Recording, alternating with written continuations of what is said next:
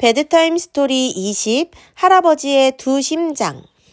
혼잡한 시애틀 거리의 러시아어 차량들 사이로 사이렌 소리가 요란하게 울렸어요. 불과 몇 분 전 119 출동 대원은 쉐이디 오크스 실버타운에서 심장 마비를 일으킨 노인으로부터 급박한 전화를 받았어요. 앰뷸런스가 빠른 시간 내에 도착했고 응급 대원들은 차에서 뛰어내려 들 것을 들고 빌딩으로 들어갔어요. 237호실에 도착하자 그들은 힘없이 전화기를 잡고 의자에 털썩 주저앉아 있는 한 노인을 발견했어요. 급히 그들은 들것에 노인을 싣고 병원으로 데리고 갔어요. 응급실에 도착하자마자 노인의 심장은 멎었어요. 몰라서요! 의사가 2개의 커다란 충격기를 잡고 조력자들에게 말했어요. 간호사들이 의사가 충격기를 그의 가슴에 올려놓기 전에 셔츠를 벗겼어요. 쿵! 충격기에서 나온 전기가 노인의 몸으로 흘러들어가 그의 심장을 다시 뛰게 했어요. 노인은 서서히 의식을 되찾으면서 친절한 의사가 간호사에게 저분은 운 좋게 살아났어요 라고 하는 말을 들었어요. 몇 시간 후 엄마의 핸드폰이 울렸어요. 노인의 이웃에게 온 전화였어요. 뭐라고요? 저런, 언제 집에 돌아오실 수 있는지 아시나요? 엄마의 목소리가 떨리고 목이 메었어요. 통화를 마치고 엄마는 천천히 전화를 현관 책상에 올려놓았어요. 무슨 일이에요, 엄마? 또 할아버지예요? 조나단이 물었어요. 그는 할아버지의 심장에 문제가 있는 것을 알고 있었어요. 그리고 엄마의 통화가 좋지 않게 끝난 것도 알았어요. 그래, 아들. 눈물이 엄마의 얼굴 위로 흘러내렸어요. 시애틀에 사는 할아버지의 이웃분이 방금 전화를 해주셨는데 구급차가 와서 할아버지를 태워갔다고 하는구나. 심장마비를 일으키셨대. 그들은 만약 10분이 지나서 병원에 도착하면 할아버지는 죽을 거라고 얘기했다는구나. 할아버지는 여러 가지 건강 문제를 가지고 계시지만 그 중에서 심장이 제일 문제야. 조나단은 오랫동안 그 문제에 대해서 생각했어요. 그는 할아버지가 심장보다 더 큰 문제를 가지고 있는 것을 알았어요. 할아버지는 술을 너무 많이 마셨어요. 그 문제는 조나단의 엄마를 힘들게 해왔어요. 엄마는 아버지가 술을 마시면 화를 너무 심하게 내셔서 자라면서 어려움을 겪었어요. 때때로 할아버지는 엄마를 괴롭게 하는 말과 행동을 하셨어요. 술을 마시면 불행하고 불쌍한 사람이 되었어요. 불평을 했고 다른 사람을 비난했고 사람들을 만나고 밖에 나가서 즐기기보다는 텔레비전 앞에 앉아서 대부분의 시간을 보냈어요. 노인이 되어 자녀들이 모두 집을 떠나자 전처럼 화를 내지는 않았지만 여전히 술을 마셨어요. 그리고 그것 때문에 온갖 건강 문제를 가지고 사셔야 했어요. 그런데도 엄마는 여전히 할아버지를 사랑하셨어요. 그리고 비록 할아버지가 멀리 떨어져 살고 있었지만 조나단 역시 할아버지를 사랑하였어요. 조나단과 엄마 아빠는 할아버지가 술을 끊을 수 있게 해달라고 하나님께 많은 기도를 드렸어요. 엄마, 할아버지는 아직도 술을 드세요? 조나단은 의아하게 생각했어요. 글쎄, 이제는 술을 끊으셨을 거라고 생각한다. 병원에서는 술을 드시게 하지 않으니까. 그렇지만 퇴원을 하시면 또 술을 드실지 모르지. 엄마는 눈물을 훔치며 탄식조로 말씀하셨어요. 갑자기 조나단에게 좋은 생각이 떠올랐어요. 엄마, 성경은 하나님께서 새 심장을 주신다고 말씀하시지 않았나요? 엄마는 살짝 웃으셨어요. 그래, 그러나 성경 말씀의 뜻은 몸속에 새 심장을 준다는 뜻이 아니고 새로운 태도를 준다고 말씀하시는 거야. 그러나 하나님께서 원하기만 하면 2개 다 주실 수 있지 않을까요? 조나단은 주장했어요. 하나님은 무엇이든지 하실 수 있으시단다, 늘. 그렇지만 하나님도 사람들을 강요하실 수는 없으시지. 사람이 하나님의 도우심을 원하고 새 사람으로 변하기를 원해야 한단다. 그렇지만 우리가 할아버지께서 2 종류의 새로운 심장을 가지기를 원하도록 기도드릴 수 있지는 않겠어요? 하나는 몸을 위한 심장이고 다른 하나는 할아버지의 태도를 위한 심장 말이에요. 조나단은 희망에 가득 차서 물었어요. 그래, 우리는 하나님께 무엇이든지 구할 수 있지. 그렇지만 하나님께서 할아버지의 생활 속에 역사하시도록 허락하는 것은 할아버지의 선택에 달려있어.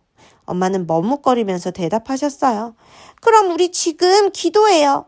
조나단이 주장했어요. 그리고 그들은 함께 기도했어요. 기도가 마치자마자 조나단이 간청했어요. 할아버지께 전화해서 할아버지가 새로운 심장을 가지게 되셨는지 확인해봐요. 안 돼, 지금은 안 돼, 엄마가 대답하셨어요. 할아버지는 지금 중환자실에 계셔서 전화를 받을 수 없어. 나중에 전화해서 어떻게 되셨는지 알아보자. 시간이 지루하게 지나는 것 같았어요. 그러나 매일 아침과 저녁 예배 시간에 엄마와 아빠와 조나단은 에스겔 36장 26절에 또 새 형을 너희 속에 두고 새 마음을 너희에게 주되 너희 육신에서 굳은 마음을 제거하고 부드러운 마음을 줄 것이며 영어로는 heart로 번역되었고 심장을 나타내기도 함. 약속을 주장하며 할아버지를 위해서 기도했어요. 조나단은 개인 기도 시간에도 기도했고 낮 동안 어디서든 생각날 때마다 기도했어요. 조나단은 교회에 가서 사람들에게 그의 할아버지에게 새 심장과 새로운 태도를 주시도록 기도해달라고 부탁하기까지 했어요. 드디어 여러 주가 지난 후 엄마는 할아버지의 휴대폰으로 전화를 시도했어요. 그동안 엄마는 직접 통화는 못하고 음성 메시지만 들었어요. 그러나 이번엔 전화기 너머에서 할아버지의 목소리가 들렸어요. 비록 힘이 없어 보였지만 할아버지는 집에 계셨어요. 엄마는 할아버지의 음성이 행복하게 느껴져서 정말 놀랐어요. 우울한 기색이 전혀 없었어요. 엄마는 할아버지와 꽤 오랫동안 말을 하였고 전화를 끊었을 때 엄마는 기쁨에 눈물을 닦고 있었어요. 할아버지가 어떻게 하고 계시다고 해요? 조나단은 간절한 마음으로 물었어요. 그래, 나도 궁금해요.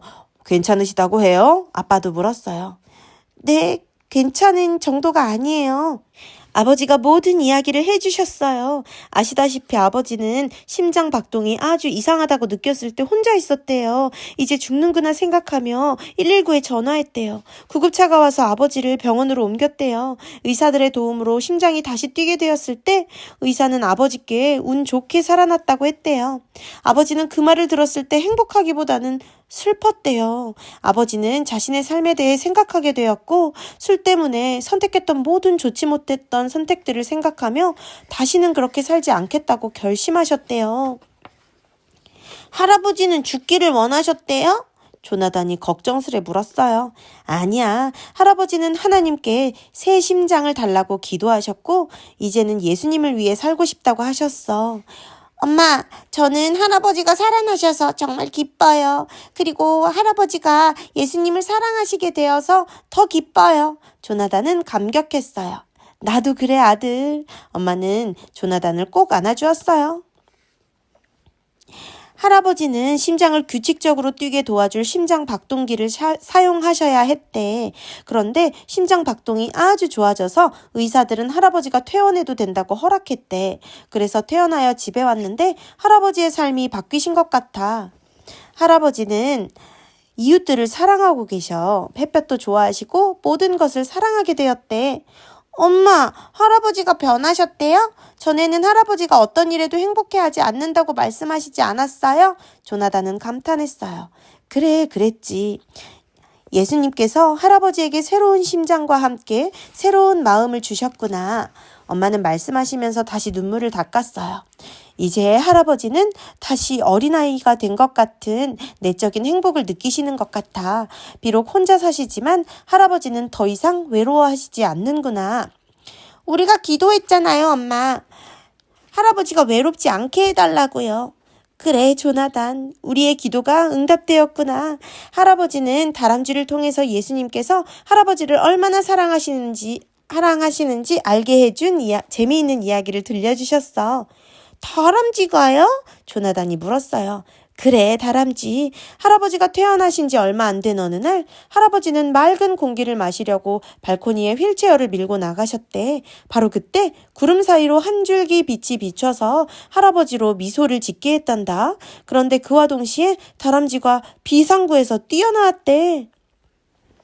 그런데 그 다람쥐는 갑자기 발코니로 뛰어 올라왔대. 너도 알다시피 할아버지는 항상 주머니에 땅콩을 가득 담아가지고 다니면서 다람쥐에게 먹이를 주곤 하셨지. 그런데 병원에 다녀와서는 시장에 갈 기회가 없어서 땅콩 단지가 비어 있었다는구나. 갑자기 수줍은 다람쥐가 놀라운 일을 했대. 다람쥐는 할아버지의 무릎으로 뛰어올라 할아버지의 눈을 쳐다보며 마치 할아버지 먹을 것 좀 주세요 라고 말하는 것처럼 할아버지의 셔츠를 앞발로 잡아당겼대. 그리고 다람쥐는 할아버지의 셔츠 주머니에서 땅콩을 찾아내려 했단다.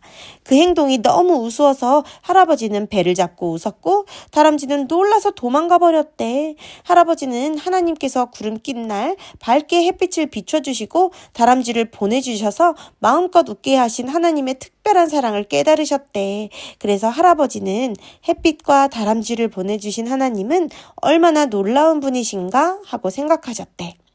정말 멋져요, 엄마. 그건 할아버지에게 특별한 느낌을 가지게 했을 거예요.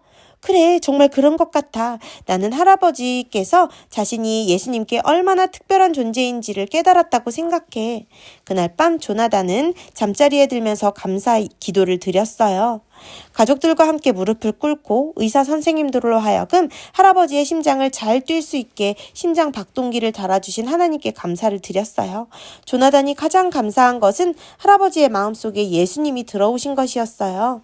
아빠가 조나단을 침대에 눕혀주셨을 때 할아버지가 지금은 얼마나 달라지셨는지에 대해서 이야기를 했어요. 조나단은 다시 일어나 앉았어요. 그리고 말했어요. 아빠, 예수님은 정말 놀라운 분이세요. 예수님은 할아버지께 하나의 심장이 아니라 2개의 새로운 심장을 주셨어요.